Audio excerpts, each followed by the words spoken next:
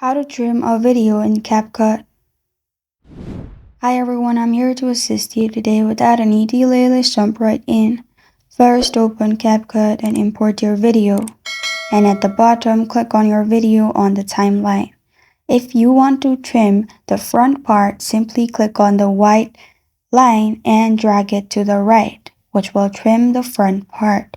And if you want to trim last part, you can do the same thing. Hold on to the white box and drag it to the left side. But if you want to trim from the middle, go to middle where you want to trim and at the bottom click on split, which will split the video.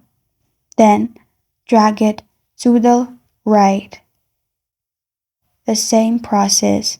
Now to trim the front part, simply click on it, hold it, and then shift to the left.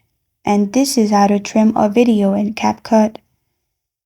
Thank you for joining me today. If this video helps you out, please leave a like and subscribe for more. Got a question or want to suggest a topic? Comment below. Thank you for watching.